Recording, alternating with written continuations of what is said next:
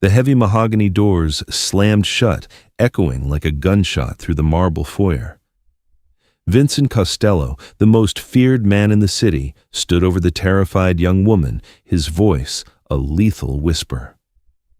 "I will ask you one last time," he demanded, the cold steel of his gaze piercing her soul. "Who is the father of that bastard child?" The room held its breath.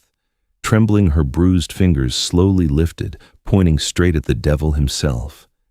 "You are." The Costello estate sat like a fortified fortress on the edge of Oyster Bay, New York. Wrought iron gates standing 20 feet tall and lined with state-of-the-art surveillance cameras separated the sprawling 60-acre property from the rest of the world. Inside, it was a paradise of imported Italian marble crystal chandeliers and priceless Renaissance art. But for 22-year-old Amelia Bennett, the estate was nothing more than a gilded cage. Amelia was a ghost. That was the primary requirement of her employment. As a maid for the Costello family, the most notorious and deeply entrenched mafia syndicate on the East Coast, she was expected to clean the blood off the Persian rugs, scrub the gunshot residue from the leather upholstery, and pour vintage scotch without making a sound, without making eye contact, and certainly without asking questions. She was there for one reason only: to pay off a $50,000 gambling debt her late father had owed to the syndicate. It was a blood debt, and the Costellos always collected. At the head of the family was Vincent Costello. At 32, Vincent was a terrifying force of nature. Following the violent assassination of his father 2 years prior, Vincent had taken the reins of the empire with a ruthlessness that made even seasoned mob bosses shudder. He was tall, broad-shouldered, with hair as dark as a raven's wing and eyes the color of a stormy Atlantic Ocean. He commanded the room without raising his voice, and a single look from him was enough to make a grown man drop to his knees in terror. For Amelia, avoiding Vincent was a matter of survival. She knew the rules: never speak to the boss unless spoken to, never enter his private wing while he was present, and never under any circumstances look him in the eye. For nearly 8 months she had navigated the treacherous waters of the estate flawlessly, until the night of the blackout. It was mid-October, and a freak nor'easter had slammed into the Long Island coast, ripping down power lines and flooding the roads. The estate's backup generators had mysteriously failed, a rarity that sent the heavily armed guards into a paranoid frenzy, securing the perimeter with assault rifles in the pouring rain. Amelia had been tasked with lighting the candelabras in the West Wing. The house was submerged in an oppressive, suffocating darkness, the only sound the violent crashing of thunder and the relentless howling of the wind. She made her way to the master library, a massive 2-story room lined with leather-bound books and smelling of rich mahogany and expensive Cuban cigars. She thought the room was empty. She struck a match, the small flame flickering to life, illuminating the heavy silver candlestick on the desk. As the soft golden light pushed back the shadows, a low, gravelly voice broke the silence. "Leave it." Amelia gasped, dropping the matchbook. She spun around. Sitting in the high-backed leather armchair by the unlit fireplace was Vincent. He was stripped of his usual immaculate 3-piece suit. His white dress shirt was unbuttoned at the collar, his tie discarded on the floor, and a half-empty bottle of amber liquid sat on the table beside him. In the dim candlelight, he looked different. The dangerous, untouchable mafia don was gone. In his place sat a man drowning in a silent, suffocating grief. It was October 15th, the anniversary of his father's murder. I'm sorry, Mr. Costello." Amelia stammered, her heart hammering against her ribs like a trapped bird. "I didn't know you were in here. I'll leave immediately." She turned to flee, but his voice stopped her. "Wait." Amelia froze. The command wasn't harsh, but it carried an absolute authority. Slowly, she turned back. Vincent stood up. He was heavily intoxicated, swaying slightly, yet he moved with the predatory grace of a panther. He stepped closer to her, the scent of expensive bourbon and rain-soaked wood enveloping her senses. "What is your name?" he murmured, his stormy eyes locking onto hers. He wasn't looking at her as a maid. He was looking at her as if she were the only anchor in a turbulent sea. Amelia," she whispered, her throat dry. He reached out his large, calloused hand, a hand that had ended lives, gently brushing a stray lock of hair behind her ear. The touch sent a violent shiver down her spine. The air in the room grew thick electric. The storm raging outside mirrored the sudden, inexplicable pull between them. He was a man consumed by darkness, seeking a fleeting moment of light. She was a girl trapped in a nightmare, starved for a single touch of tenderness. He leaned in, his lips brushing against hers. It was a tentative kiss at first, tasting of whiskey and sorrow. Amelia knew she should pull away. She knew the penalty for crossing this line was absolute ruin. But the intoxicating heat of his body, the desperate way his hands gripped her waist as if she were his salvation, overrode all rational thought. The kiss deepened, becoming urgent, hungry. In the flickering candlelight of the library, the boundaries of their worlds dissolved. There was no mafia boss. There was no indentured servant. There were only two lost souls seeking oblivion in the storm. He lifted her onto the heavy oak desk, sweeping aside the paperwork and the candlestick, plunging them back into near darkness. When it was over, Vincent fell into a deep, alcohol-induced sleep on the leather sofa, his chest rising and falling rhythmically. Amelia scrambled to dress herself in the pitch black. Panic set in. What had she done? She was dead. If he woke up and realized he had slept with the hired help, she would be thrown to the wolves. Trembling, she slipped out of the library like a phantom, leaving no trace behind, save for the lingering scent of vanilla and rain. The next morning, the power returned. Vincent returned to his cold, terrifying self, bearing no memory of the girl in the dark. To him it had been a whiskey-fueled dream, a phantom comfort on the darkest night of the year. To Amelia, it was a fatal mistake. 6 weeks passed. The harsh New York winter settled over the estate, blanketing the manicured lawns in a foot of pristine, icy snow. Inside the mansion, the atmosphere was equally freezing. Vincent Costello's upcoming wedding was the sole focus of the household. His fiancée, Victoria Romano, was the daughter of a rival syndicate boss from Chicago. The marriage was a strategic alliance, a cold and calculated business merger designed to unite two massive criminal empires. Victoria was a strikingly beautiful woman with platinum blonde hair, icy blue eyes, and a heart as black as coal. She treated the staff with venomous cruelty, slapping maids for looking at her the wrong way and firing guards on a whim. Amelia kept her head down, scrubbing floors until her knuckles bled, desperate to remain invisible. But her body was betraying her. It started with a persistent wave of nausea every morning.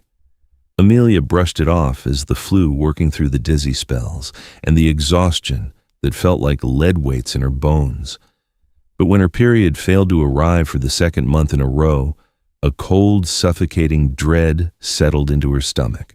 She snuck out of the estate on her one afternoon off, taking 2 buses to a rundown pharmacy in Queens, far away from Costello territory.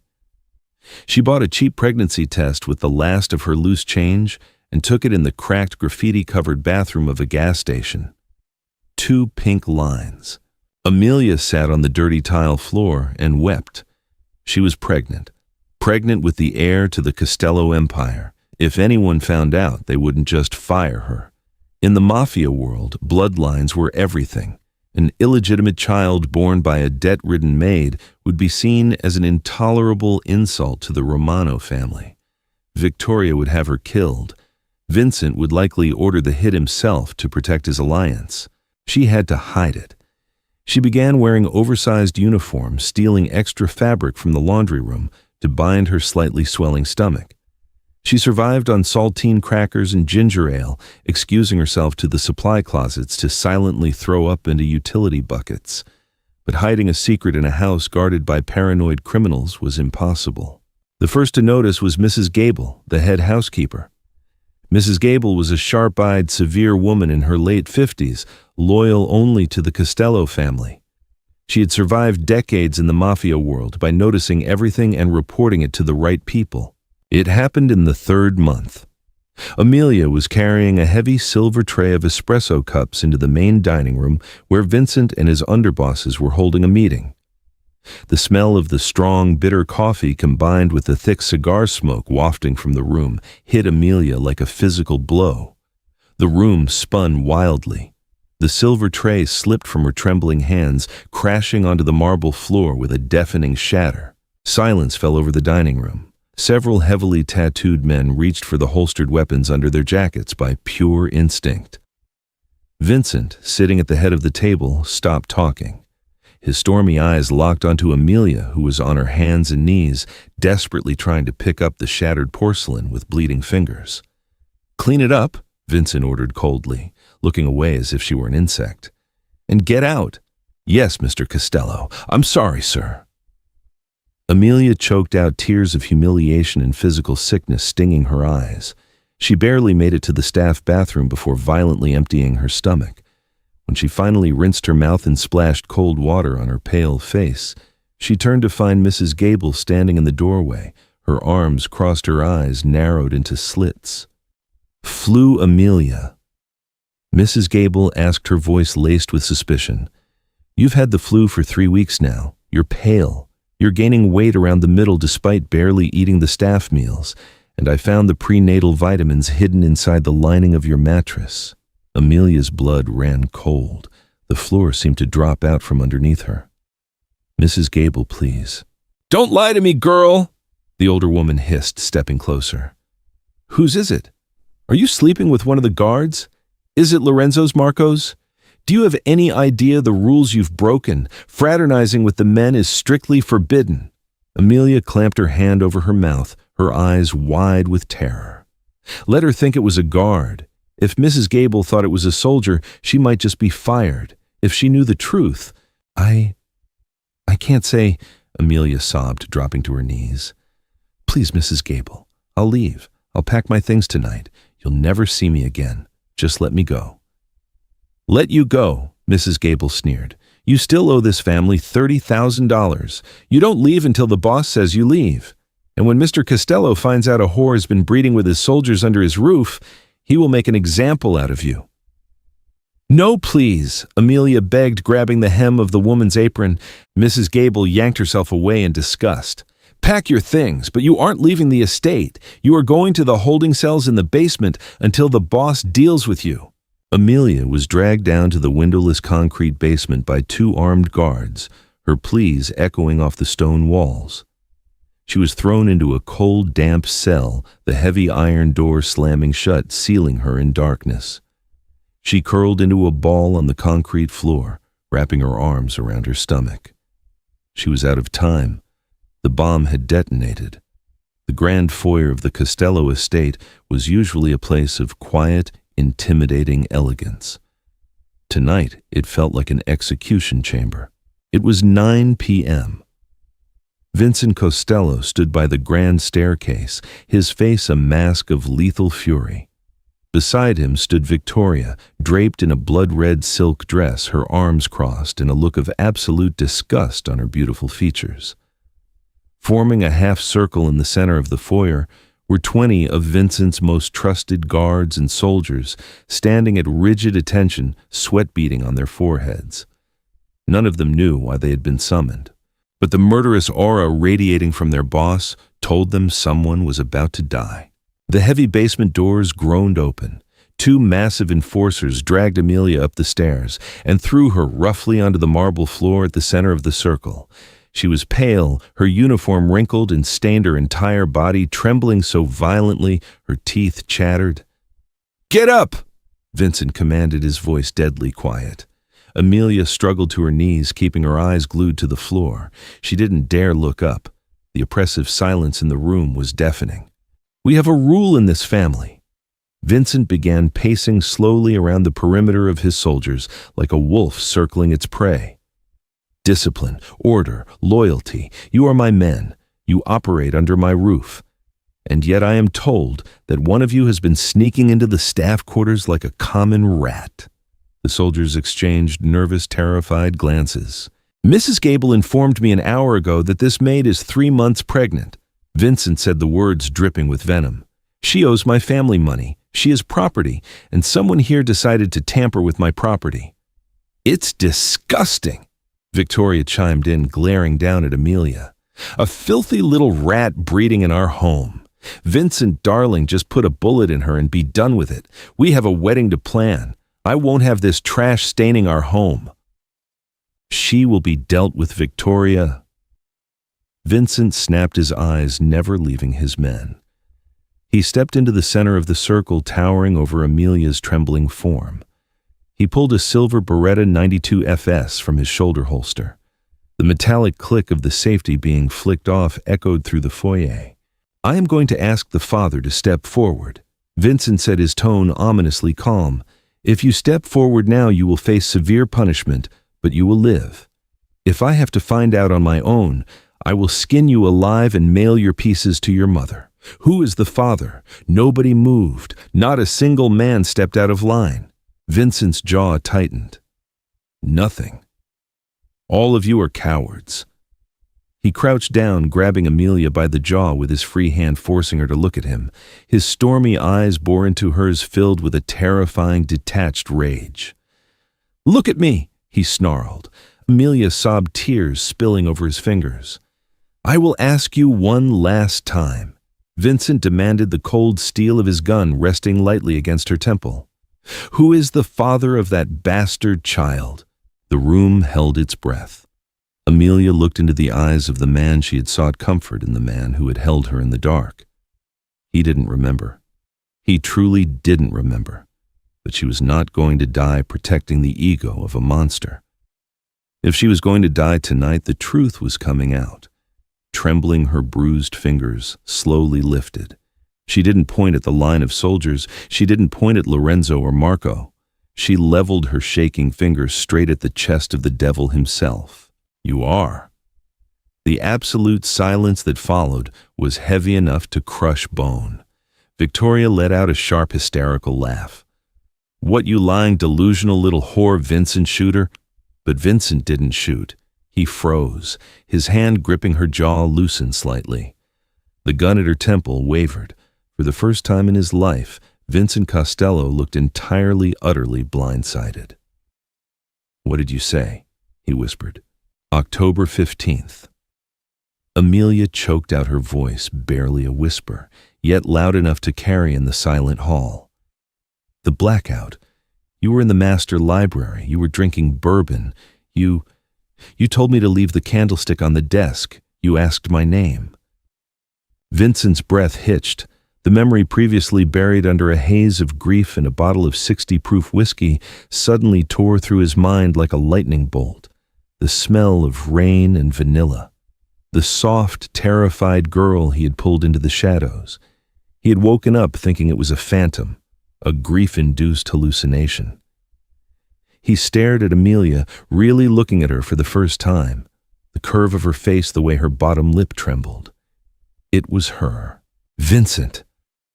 Victoria's voice cut through the silence, no longer mocking, but laced with rising panic. "Vincent, kill her. She's lying. Tell me she's lying." Vincent slowly stood up, lowering the gun. His mind was racing. He was the head of the Costello family. He was engaged to a Romano. A bastard child with a maid would shatter the alliance, ignite a mob war, and ruin his reputation.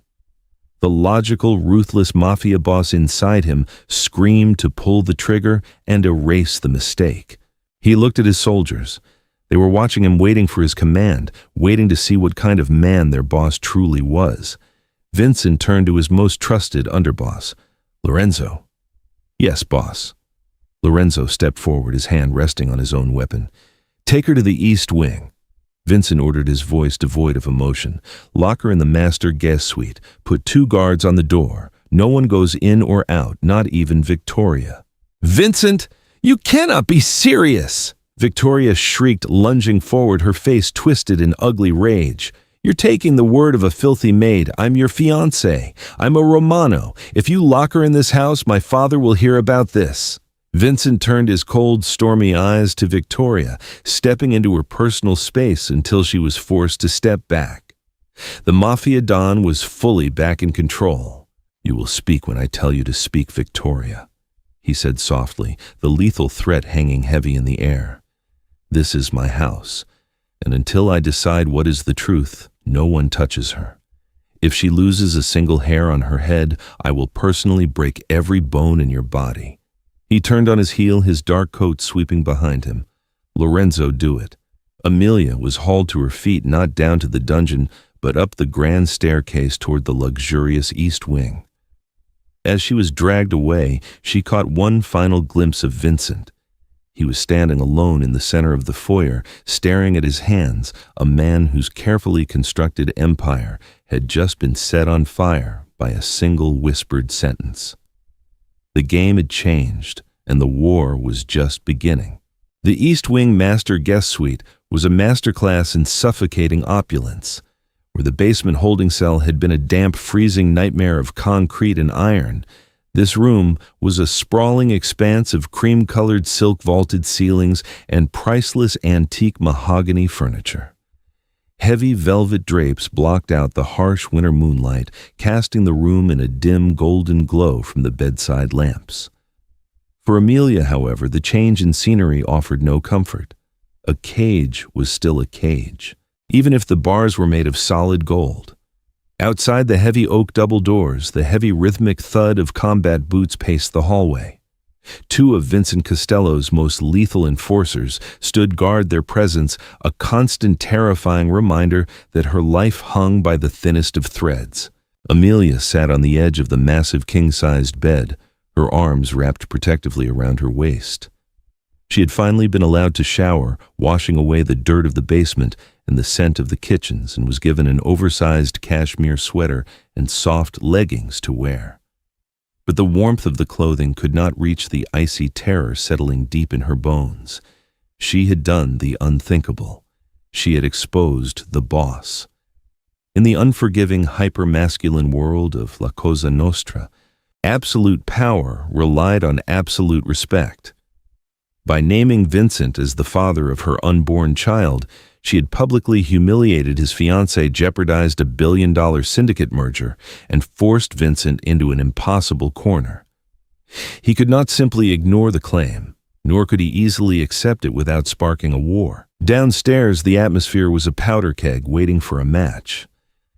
Vincent sat alone in his private study, the heavy oak doors locked from the inside. He stared blindly at the crackling fireplace, a tumbler of untouched Macallan resting on the side table. His mind, usually a brilliant calculating machine that navigated the treacherous waters of organized crime with flawless precision, was utterly derailed. He recalled the blackout, the paralyzing grief that always consumed him on the anniversary of his father's assassination, the sudden desperate need for human connection that had driven him to pull the trembling maid into his arms. He had dismissed the memory as a whiskey-soaked hallucination. But Amelia's terrified confession in the foyer had shattered that illusion. The dates aligned perfectly. The blackout had occurred exactly 12 weeks ago. A sharp knock shattered the silence of the study. "Enter!" Vincent commanded, his voice, cold and devoid of the chaos raging inside his chest. Lorenzo, his most trusted underboss, stepped into the room. Lorenzo was a giant of a man, scarred and ruthless, but fiercely loyal to the Costello bloodline. Behind him trailed a small, nervous man carrying a black leather medical bag. "Boss," Lorenzo said, his tone respectful but strained.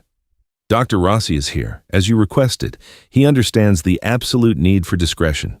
Dr. Albert Rossi swallowed hard, adjusting his wire-rimmed glasses. He was the syndicate's private physician, accustomed to stitching up gunshot wounds in the dead of night, no questions asked. "Mr. Costello," The doctor stammered, his eyes darting nervously around the imposing study. "I brought the chorionic villus sampling kit. It can determine paternity at this stage of the pregnancy with 99.9% accuracy. I will personally drive the samples to a secure private lab I use in Manhattan. We will have the results in less than 48 hours." Vincent stood up, his towering frame casting a long, imposing shadow across the Persian rug. He didn't say a word. He simply gestured toward the door, indicating they were going upstairs. The walk to the East Wing felt like a funeral march. When Lorenzo unlocked the heavy doors to the guest suite, Amelia flinched, scrambling backward against the silk pillows. Her wide, terrified eyes darted from Lorenzo's massive frame to the doctor and finally settled on Vincent. He looked like a statue carved from ice, unreadable, untouchable, and incredibly dangerous. "Roll up your sleeve," Vincent ordered, his voice echoing in the quiet room. It was not a request. What are you doing?" Amelia whispered, her voice trembling violently. "Eti." "Establishing the truth," Vincent replied coldly, stepping further into the room. "If you are lying to me, Amelia, if this is some desperate, pathetic attempt to extort money or save yourself from the debt you owe this family, you will not live to see the end of the week. But if you are telling the truth—" He paused, his jaw tightening so hard it looked as though it might shatter. "If that child carries Costello blood, then everything changes. Dr. Rossi, proceed." Amelia squeezed her eyes shut, turning her face away as the doctor approached. The procedure was invasive and intensely uncomfortable, but Amelia remained perfectly still, biting her lower lip until it bled to keep from crying out. She knew that any sign of weakness would only infuriate the men standing over her. When Dr. Rossi finally finished sealing the vials into a sterile, tamper-proof container, the silence in the room was absolute. 48 hours! Mr. Costello!" Dr. Rossi whispered, packing his bag with frantic speed. "I will call you on the secure line the moment the DNA sequence is confirmed." "See him out, Lorenzo!" Vincent instructed, his eyes never leaving Amelia's pale face. "And Lorenzo, if a single word of this leaves the estate, I will hold you personally responsible." "Understood, boss," Lorenzo replied, ushering the terrified doctor out of the room. The heavy doors clicked shut, leaving Vincent and Amelia entirely alone. For a long moment, neither of them spoke. The air crackled with thick, suffocating tension. Vincent slowly walked toward the foot of the bed, his storm-gray eyes analyzing her every feature. He was looking for a sign of deception, but all he saw was a deeply broken, exhausted young woman who was fighting to survive in a world of monsters. "You should have come to me in private," Vincent said, his voice dropping to a low, dangerous murmur. "Instead of detonating a bomb in the middle of my foyer, you would have killed me." Amelia fired back, a sudden surge of adrenaline overpowering her fear. She looked him dead in the eye, breaking the cardinal rule she had followed for 8 months. "If I had come to your office and whispered that I was carrying your child, you would have shot me yourself to protect your perfect alliance with the Romanos. I had to do it in front of your men. I had to make sure there were witnesses." Vincent's eyes narrowed, a flash of dark, predatory amusement crossing his face. She was clever, desperate, but clever. "You think my men would protect you? They take their orders from me. If I told them to bury you in the woods tonight, they would fight over who gets to dig the hole. But they respect strength." Amelia countered, her voice shaking, but her gaze unwavering. "And they respect bloodlines. You kill a pregnant maid, you're a monster. You kill the mother of your own heir, you're a coward. They are watching you, Mr. Costello, waiting to see what you do." Vincent stepped closer, leaning over the bed until his face was mere inches from hers. The scent of bergamot and danger radiated from him. "Pray that the doctor's results prove your claim, Amelia, because if they don't, your cleverness will not save you from my fiancé's wrath." He turned and walked out, the lock sliding heavily into place behind him. Meanwhile, in the West Wing, Victoria was pacing her luxurious quarters like a caged tigress. Her platinum blonde hair was disheveled, her beautiful face twisted into an ugly mask of pure, unadulterated hatred. She snatched her encrypted satellite phone from her velvet vanity and dialed a number she knew by heart. The line connected to Chicago. "Speak," a rough, gravelly voice answered. It was Salvatore Romano, her father, a man whose brutal reign over the Midwestern underworld was legendary, operating with the same ruthless efficiency as the infamous Paul Castellano before his bloody demise on the streets of Manhattan. "Papa!" Victoria hissed, her manicured nails digging into the velvet upholstery of a chair. "We have a massive problem in New York. Costello has lost his mind. He has locked a filthy maid in the master suite and is running a paternity test. The little rat claims he fathered her bastard." A heavy, terrifying silence hung on the line. When Salvatore finally spoke, his voice was a chilling whisper. "Is it true?" "It doesn't matter if it's true," Victoria shrieked, losing her composure entirely. "It is an insult to our family. If she gives birth to a Costello heir, my position is compromised. Our merger is compromised. He is making me look like a fool in front of his entire syndicate."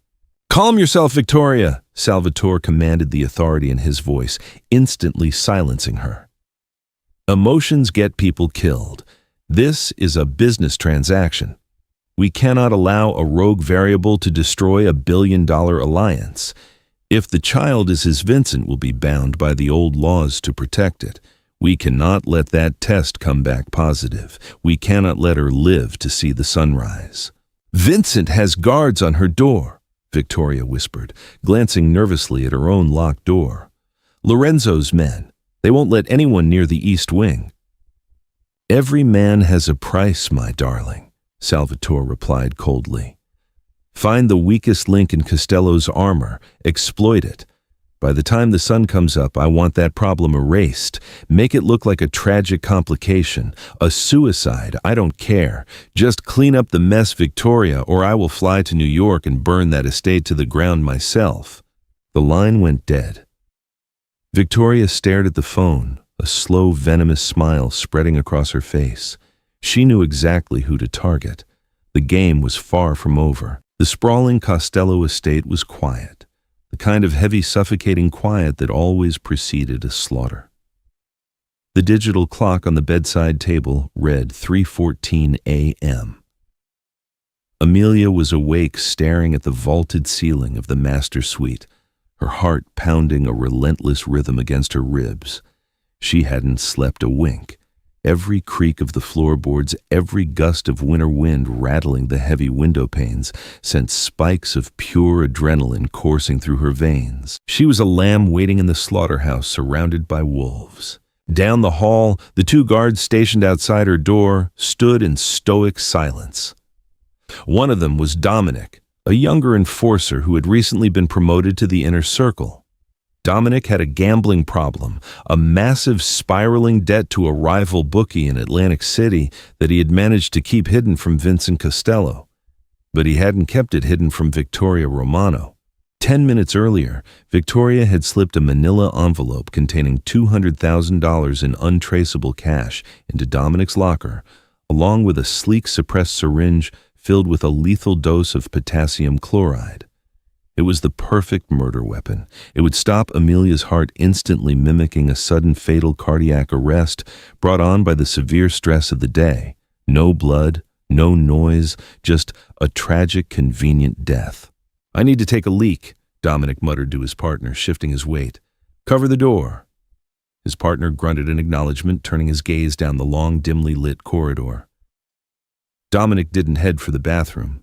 Instead, he smoothly palmed the syringe, hiding it in the sleeve of his tailored black suit.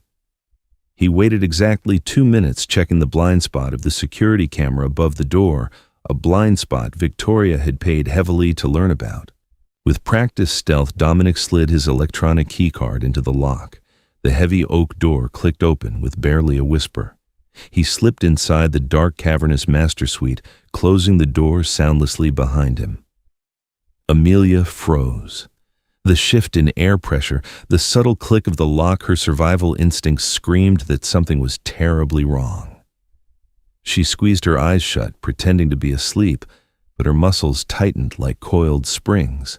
Dominic moved silently across the thick Persian rug, a shadow detaching itself from the darkness. He approached the side of the bed, raising the syringe. The moonlight caught the lethal glint of the needle. He aimed for the exposed skin of her neck, stepping closer, holding his breath to strike. But Amelia's eyes snapped open. The moonlight illuminated the descending needle.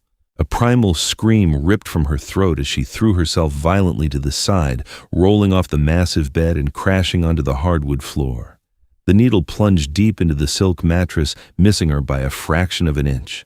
Dominic cursed, lunging over the bed to grab her. "Shut up, you little bitch!" He hissed, his hands clawing at her cashmere sweater. Amelia fought like a wildcat, fueled by pure, unadulterated maternal instinct. She kicked, scratched, and scrambled backward toward the heavy double doors, her screams echoing off the vaulted ceilings. "Help! Help me!"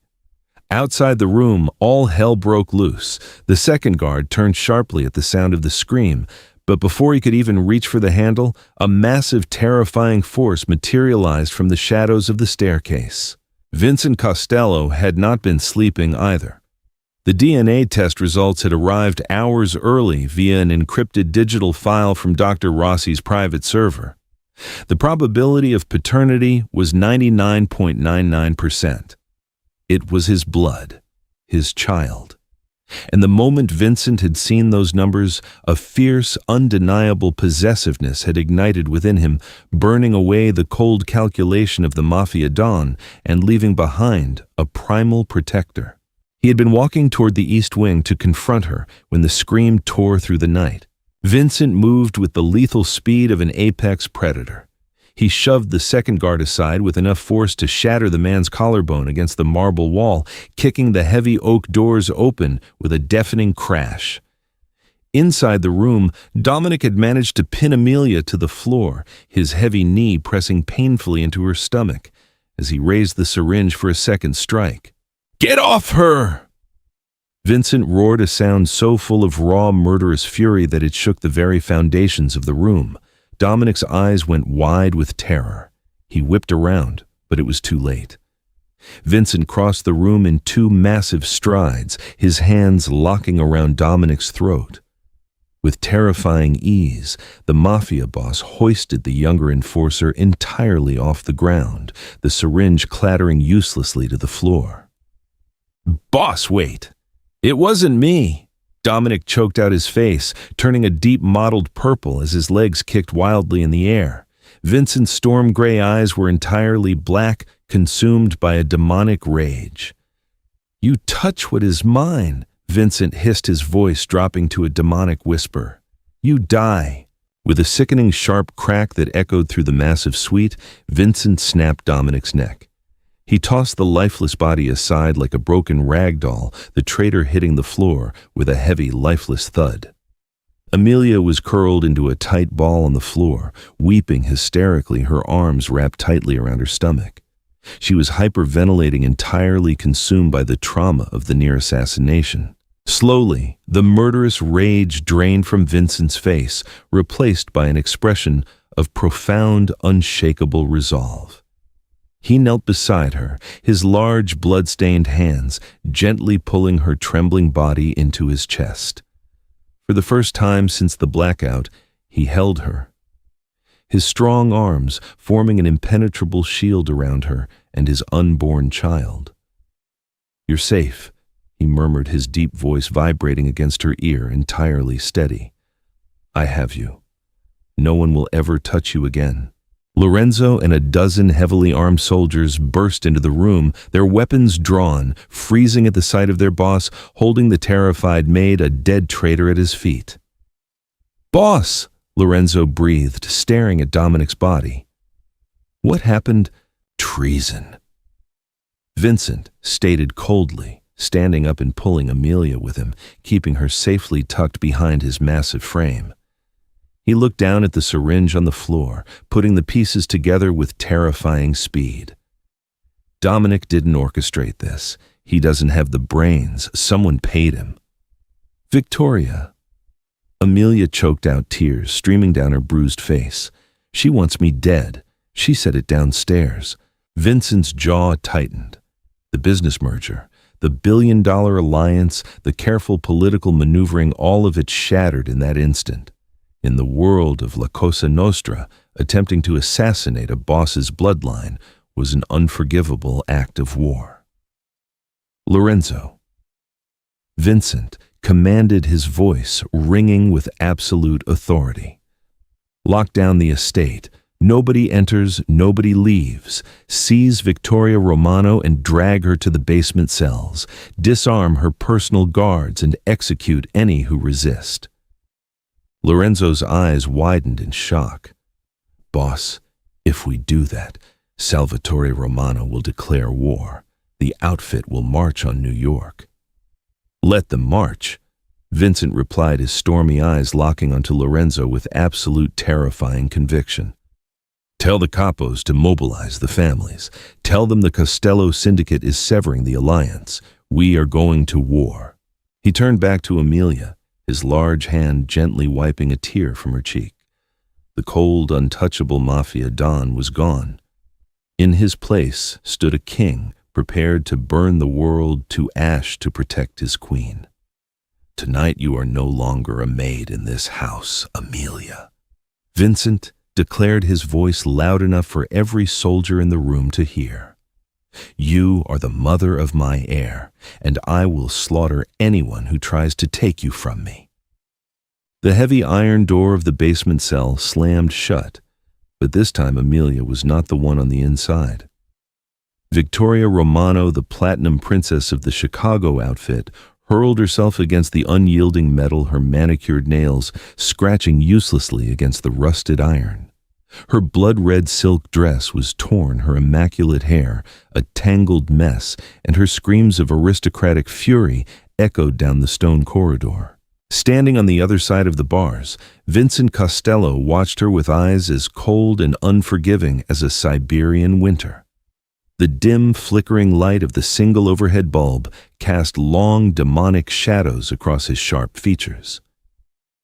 You are a dead man, Vincent, Victoria shrieked, her voice cracking with hysteria. My father will butcher you. He will burn this estate to the ground, and he will skin that pregnant little whore alive while you watch. Your father is 1,200 miles away, Victoria. Vincent replied, his voice a low, gravelly rumble that offered no quarter. By the time his private jet lands at JFK, my men will have secured every bridge, tunnel, and port in New York. You overplayed your hand. You broke the fundamental rule of our world. You attacked a child of the bloodline. Not even the commission will sanction Salvatore's retaliation when they learn you tried to murder an unborn Costello. Victoria spat at the bars, her eyes wide with a venomous, unhinged rage. The commission cares about billions, not bastards. You are throwing away an empire for a maid. I am protecting what is mine, Vincent stated, turning his back on her. Enjoy the dark, Victoria. It will be your home until this war is over. Vincent ascended the stone steps, his mind shifting from the rage of a betrayed fiancé to the cold, calculating precision of a wartime general. The grand library, where he had once sought solace in bourbon and shadows, had been transformed into a war room. The heavy mahogany table was strewn with tactical blueprints of the estate, city maps, and secure satellite phones. His top capos, Lorenzo, Carmine, and Matteo, stood around it, the air thick with cigar smoke and the metallic clicks of men checking their weapons. Status? Vincent demanded, striding into the room and rolling up the sleeves of his blood-stained white shirt. The estate is locked down tightly. Boss, Lorenzo reported, his deep voice steady. We have 80 men on the perimeter, snipers on the roof, and the backup generators are under heavy guard. But the streets are chaotic. Salvatore has already put a $2 million bounty on your head and another $5 million on the girl. Every rogue trigger puller from here to Boston is going to come looking for her. Let them come, Vincent said, planting his hands on the mahogany table. Carmine, I want you to hit Salvatore's distribution hubs in Hell's Kitchen. Burn them to the ash. Send a message that New York is closed to the outfit. Mateo, contact the Russian syndicate in Brooklyn. Tell them if they stay neutral in this fight, I will grant them exclusive shipping rights at the docks for the next 5 years. We isolate Chicago." "And the girl boss?" Carmine asked cautiously, exchanging a brief tense glance with Lorenzo. "The men are unsettled. A maid carrying the air. It's unprecedented. They need to know she is worth bleeding for." Vincent's stormy eyes darkened.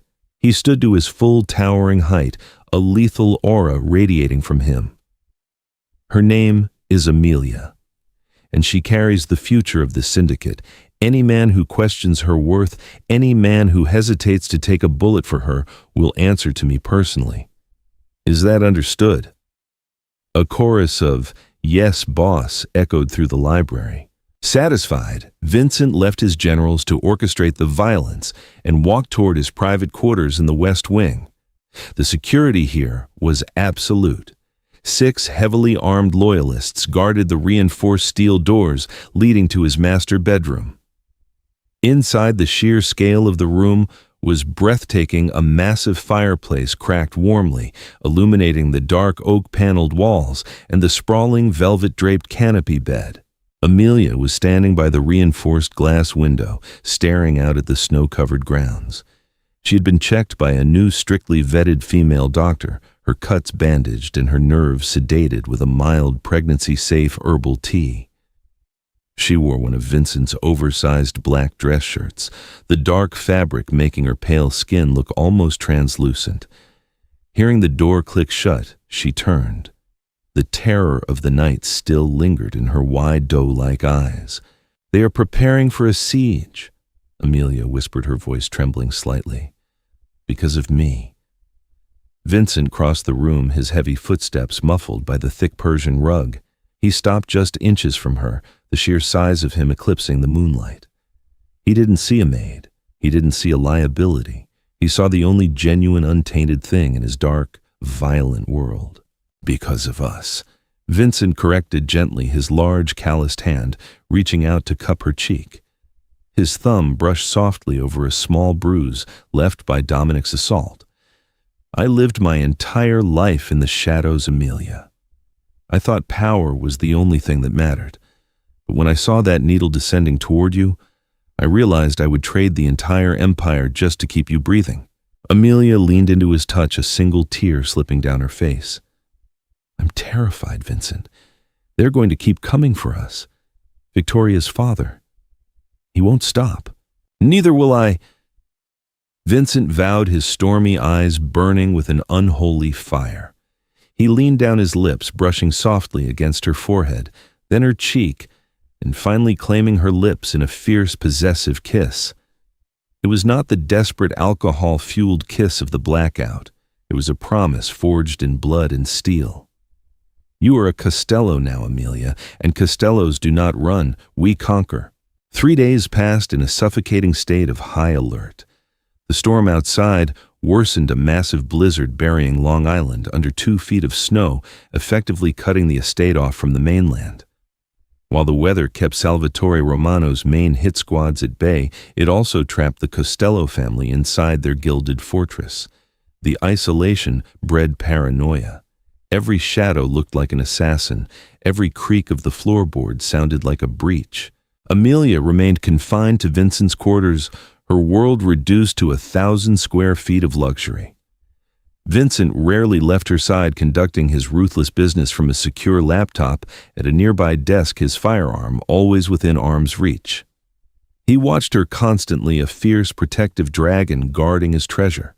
He ordered the kitchen staff to send up specialized, nutrient-rich meals, personally tasting every plate before allowing her to eat. But the greatest threat to a fortress is never the army outside the gates. It is the rot within the walls. Mrs. Gable, the severe and sharply observant head housekeeper, had spent 30 years serving the Costello family. To her, the syndicate was royalty, an institution built on pure bloodlines and unbreakable tradition. The idea of a lowly, debt-ridden maid elevating herself to the position of queen disgusted her to her very core. She viewed Amelia as a manipulative parasite who had bewitched the boss and plunged the family into a suicidal war. Victoria Romano had understood this deep-seated prejudice. Before she had been dragged to the basement, Victoria had made one final desperate play. She had slipped her diamond tennis bracelet worth $250,000 into Mrs. Gable's apron pocket, whispering a single deadly instruction. It was 2 a.m. on the fourth night. The blizzard was howling, rattling the reinforced windows of the estate. Vincent had finally succumbed to exhaustion, falling into a deep sleep beside Amelia on the massive canopy bed, his arm draped protectively across her stomach. Down in the massive industrial kitchens, Mrs. Gable moved with silent practiced efficiency. She bypassed the heavily guarded main corridors, utilizing a network of hidden servant passages that were built into the walls of the mansion over a century ago, passageways that even the security cameras didn't monitor. She carried a small silver tray bearing a glass of warm milk and a delicate porcelain plate of shortbread cookies. Hidden within the folds of her severe black uniform was a small vial of highly concentrated digitalis, a heart medication that in massive doses caused fatal cardiac arrest. It was odorless, tasteless, and completely undetectable in a routine autopsy. Using her master keys, Mrs. Gable navigated the dark, narrow servant tunnels, her heart cold and resolute.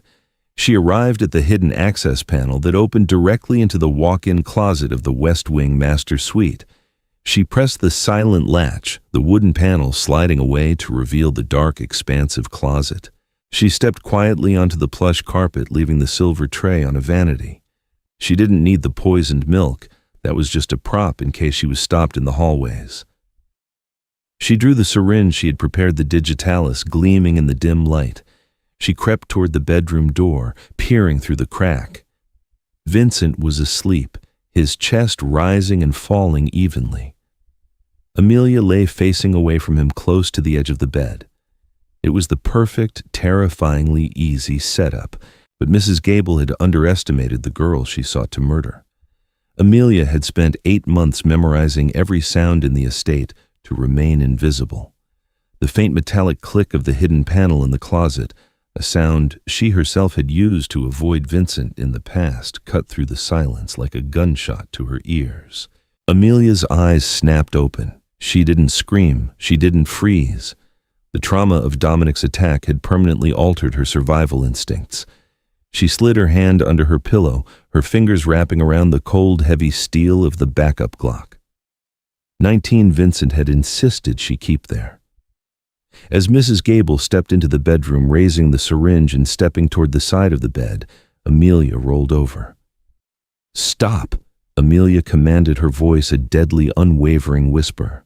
Mrs. Gable froze the moonlight, catching her shocked, horrified expression.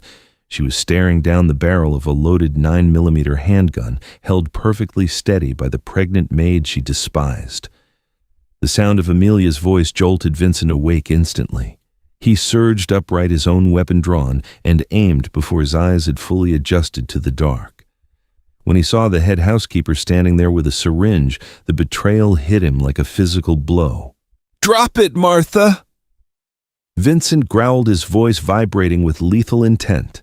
Mrs. Gable's hand shook violently. The syringe slipped from her fingers, shattering on the hardwood floor. She looked from the gun in Amelia's hand to the murderous rage in Vincent's eyes, realizing instantly that she had miscalculated the strength of the girl in the bed. "She is a tramp boss." Mrs. Gable suddenly shrieked, her stoic facade crumbling into ugly, fanatical rage.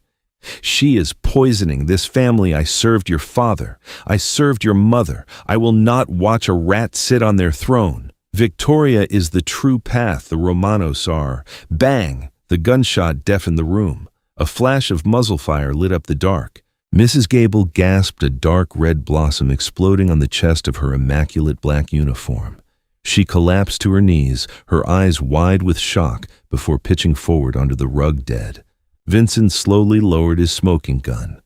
He didn't look at the body. He looked at Amelia. She hadn't flinched. She hadn't screamed. She still had her gun raised, her hands gripping the weapon with white-knuckled intensity, breathing heavily. She was no longer the trembling, terrified girl from the foyer.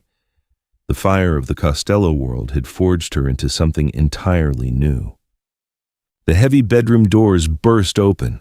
Lorenzo and the guards flooded the room, their rifles raised, sweeping the area for threats. They stopped dead when they saw the body of the head housekeeper bleeding out on the Persian rug. "Boss!" Lorenzo asked, completely stunned. "Mrs. Gable, how did she get past us?" "The servant tunnels." Amelia spoke up, her voice surprisingly clear in the ringing silence of the room. She lowered her weapon, flicking the safety on, just as Vincent had taught her. "There's a panel in the closet. She used the old routes." Vincent holstered his weapon, his face a mask of absolute terrifying clarity. The enemy was not just at the gates. They had infiltrated the very walls of his home. "Lorenzo," Vincent ordered, stepping over the housekeeper's body and walking toward the shattered syringe on the floor. "Get a team into those tunnels. Weld every single panel shut. Then gather the men in the armory. Salvatore Romano's money has poisoned my house." Vincent turned back to Amelia, his eyes burning with a dark, terrifying pride. He walked over, gently taking the gun from her hands and placing it on the nightstand before pulling her into a fierce, desperate embrace. "No more defense," Vincent whispered against her hair, his voice echoing with the promise of unimaginable violence. "At first light, we go on the offensive. I am going to paint the streets of Chicago with Romano blood." The dawn on the fifth day brought no sun, only a freezing iron-gray sky and the low rumble of a massive convoy of armored SUVs idling in the Costello driveway. The estate, once a sanctuary of silence, had been transformed into a staging ground for war. 50 of the most hardened killers in the East Coast Syndicate stood ready, clad in tactical Kevlar, their faces set in grim lines of anticipation. Vincent stood on the grand staircase, his heavy tactical coat billowing behind him like the cloak of a vengeful god. He looked down at Amelia, who was draped in a dark hooded cashmere cloak standing near the foyer's edge. She was the anchor of this war. Every man in this room knew they were not fighting for the business nor for the territory, but for the mother of the future, Costello heir. Stay within the inner circle, Amelia." Vincent commanded, his voice reaching every man in the hall. "If the perimeter is breached, you go to the secondary extraction point. No questions. You survive." Amelia knotted her grip on a small concealed pistol tight. She had spent the last 2 nights in the armory learning the mechanics of combat from Lorenzo, her fear transmuted into a cold, diamond-hard resolve. "I'll be waiting for you, Vincent," she replied. With a final lingering look that held the weight of a lifetime, Vincent turned and descended into the fray. The roar of engines shook the estate as the convoy tore through the snow-blocked gates, heading toward the private airfield, where a chartered jet waited to take them into the heart of the enemy's territory. The assault on the Romano compound in Chicago was not a battle. It was a surgical extraction of a soul. The Costello forces hit the city like a thunderclap. By 2 p.m., they had bypassed the outer defenses of the Romano estate, a fortress of limestone and iron perched on the edge of Lake Michigan. Vincent led the charge himself, moving through the halls with the lethal grace of a predator. Salvatore Romano had expected a war of attrition. He did not expect a frontal assault on his private sanctum. Vincent broke through the library doors, his sidearms silenced, dispatching the 2 guards who stood in his way with clinical efficiency. Salvatore sat behind his massive oak desk, a glass of scotch in one hand and a cigar in the other. He didn't look like a king. He looked like a cornered rat. "You're making a mistake, Vincent." Salvatore sneered, his voice trembling with a mixture of rage and fear. "You think you can just march into Chicago and start a blood feud? The commission is irrelevant." Vincent cut him off, stepping into the dim light of the study. He walked to the desk, pressing the barrel of his weapon against Salvatore's forehead. "You put a price on my child's head. You sent a rat into my house to poison the woman who carries my blood. You violated the sanctity of the family." "It was a business move," Salvatore cried, his arrogance finally shattering. "It was just business." "It was personal," Vincent whispered. He didn't fire. Instead, he pulled a small encrypted tablet from his coat and slammed it onto the desk. "This is a record of every offshore account, every bribe to the DA, every illegal shipment of munitions you've moved in the last 5 years. All of it is currently being uploaded to the FBI's regional server. By the time the sirens stop, your empire will be nothing but a federal case file." Salvatore gasped, his face turning ashen. You're destroying everything. You're burning the house down." "No," Vincent corrected, his eyes icy and dead. "I'm clearing the land." He signaled to his men, who dragged Salvatore out into the snow-dusted courtyard. There would be no trial, no negotiation. Vincent ensured that the man who had ordered the death of his family would disappear into the annals of history, a ghost in the machinery of the underworld. 3 weeks later, the silence at the Costello estate felt different. It was no longer the suffocating paranoid quiet of a house under siege, but the tranquil peace of a home reclaimed. The snow had melted and the first buds of spring were beginning to push through the thawing earth. Amelia sat in the conservatory, the morning light pouring in through the glass walls. She was 4 months pregnant now, a soft curve beginning to show beneath her dress. She felt the gentle flutter of life beneath her hand, a sensation that still brought tears of wonder to her eyes. The heavy doors at the far end of the conservatory opened. Vincent entered, his shoulders finally freed from the weight of the war. He wore a simple white shirt, his sleeves rolled up, and for the first time in years, the haunted look in his eyes had dimmed. He moved toward her, his gaze softening as it fell upon her. He knelt beside her chair, placing a warm, gentle hand over hers on her stomach. The silence between them was comfortable, filled with the unspoken understanding of two people who had traversed the depths of hell and emerged on the other side. "The merger is officially dead," Vincent said softly. "The outfit is splintered. Our borders are secure and we've consolidated our position. The city is quiet." "And us?" Amelia asked, looking into his eyes. "What happens to us now?" Vincent reached up, tucking a lock of hair behind her ear. His touch was no longer the desperate grasp of a lonely man, nor the possessive hold of a mafia don. It was the touch of a partner. "The life of a Costello is never simple," he admitted, a faint, rare smile touching his lips. "But it is ours. I've spent my life building a wall around myself, thinking that it would keep me safe. I realize now that I was just building my own tomb. You broke the walls, Amelia. You brought the light in." Amelia leaned forward, resting her forehead against his. "You could have walked away. You could have saved the alliance and cast me aside. I would rather lose the empire than lose you," he vowed. "You are the mother of my child, and you are my life." He stood up, pulling her into his arms, and for a long moment they simply held each other, the echoes of the violence that had brought them together fading into the distance. The war was over. The past was buried. Ahead of them lay a future that was theirs to define, not as a master and a servant, but as two souls bound by blood choice and an unbreakable love that had survived the darkness. Outside the gates of the estate stood open, inviting the spring breeze into a house that had finally learned how to become a home. The Costello legacy was no longer one of fear and shadows. It was a story of a new beginning, written in the strength of a mother and the devotion of a man who had finally found his heart. The saga of the Costello Empire proves that even in a world forged by iron and shadows, love can rewrite the destiny of kings.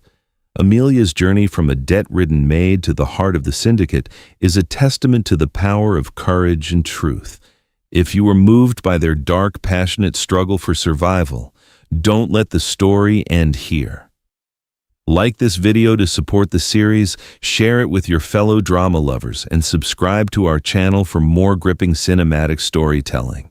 The shadows are waiting. Are you ready for the next chapter?